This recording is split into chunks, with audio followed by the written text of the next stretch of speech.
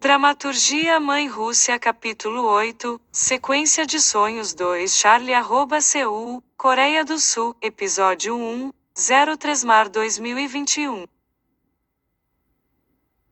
Outro destacamento de busca e resgate de merda.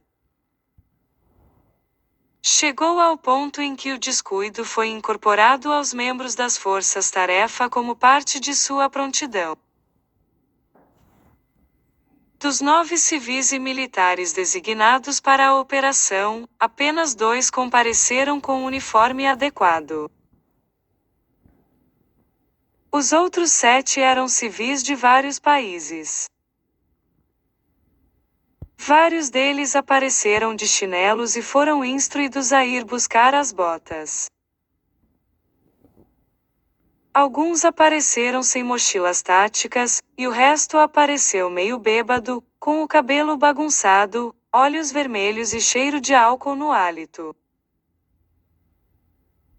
Nossa líder e seus assistentes estavam confusos ou atordoados ou estavam se recuperando de uma ressaca. Meu parceiro militar, o ex-comandante de um pelotão de petroleiros russo, estava tão bêbado quanto nosso líder e seus 2 assistentes. No mínimo, seu uniforme militar era semi-apresentável. Ele não usava chinelos, mas suas botas estavam meio amarradas. Os pilotos do Osprey e o chefe da tripulação que estavam nos transportando para o local designado não conseguiram nos tirar da aeronave com rapidez suficiente. Os pilotos fizeram um pouso forçado e o chefe da tripulação levou todos os 9 para fora da porta dos fundos. O Osprey decolou antes mesmo que tivéssemos sido devidamente devolvidos. Ficamos parados preguiçosamente, esperando que nossa líder e seus assistentes tirassem suas cabeças de suas bundas. Estávamos no meio de uma ilha isolada com cavernas e rochas de todos os tamanhos. Éramos alvos fáceis, crianças com armas bebê poderiam ter nos matado. Poderíamos ser vistos a quilômetros de distância. Estávamos ali sem cobertura para proteção. Se algum inimigo nos atacasse, não seríamos capazes de nos defender, especialmente com as armas carregadas dos meus companheiros de esquadrão jogadas no chão, espalhadas por todo o lugar. Se eles tivessem que lutar para recuperar suas armas, eles se atropelariam. 6 dos civis estavam sentados encostados em suas mochilas táticas, como se fossem cadeiras reclináveis na praia. Alguns dos civis dormiam e outros praticavam yoga, sem as armas carregadas perto deles. Minha parceira militar, apelidada de Mãe Rússia, não falava inglês e eu não falava russo.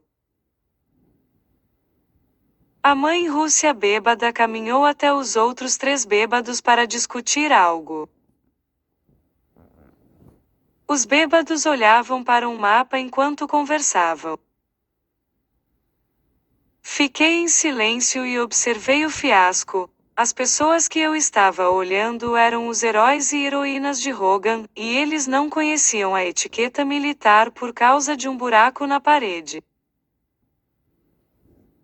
Os 4 bêbados juntaram as cabeças, todos expressando suas opiniões ao mesmo tempo.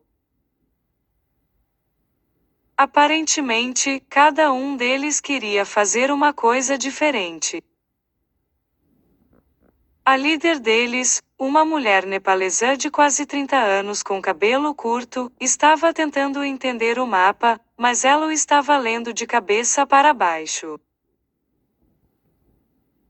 Os outros 3 não podiam ajudar em nada, porque estavam igualmente confusos. A mãe Rússia sabia ler mapas militares e outros diagramas apenas se ele não estivesse bêbado, ele poderia ter sido um trunfo nesta missão. Mas isso foi uma quimera, um mero pensamento positivo. Aqueles que estavam descansando no chão usavam as mãos como travesseiros.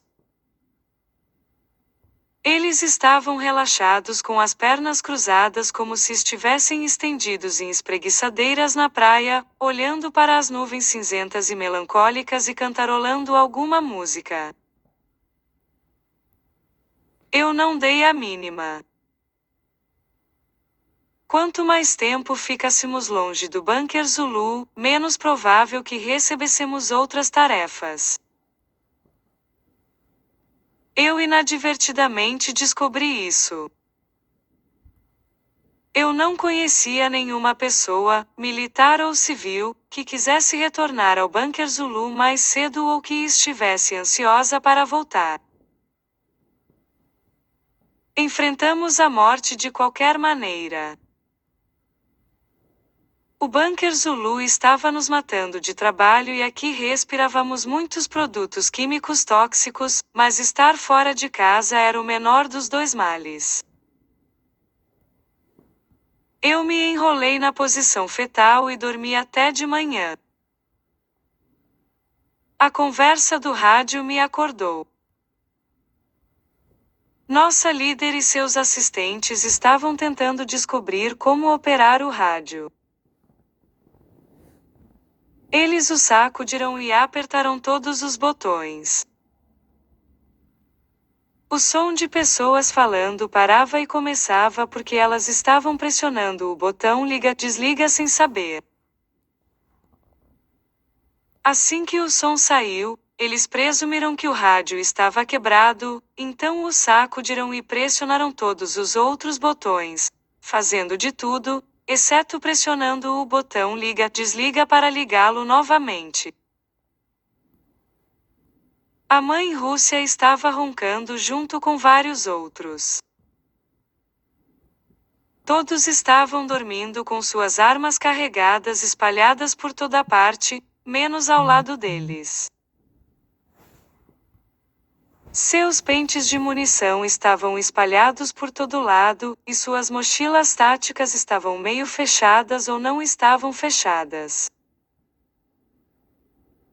Alguns estavam fumando, sem fazer nenhum esforço para disfarçar.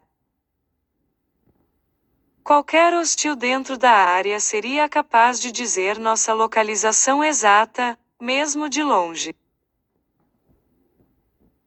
Fazia 12 horas desde que saímos correndo do Osprey e não tínhamos nos movido 1 centímetro. No entanto, todas essas coisas eram o menor dos nossos problemas. Uma chuva fraca começou a cair. O vento passou soprando. Esporadicamente, ouvimos os sons estrondosos de uma tempestade. Raios brilharam por toda a península coreana.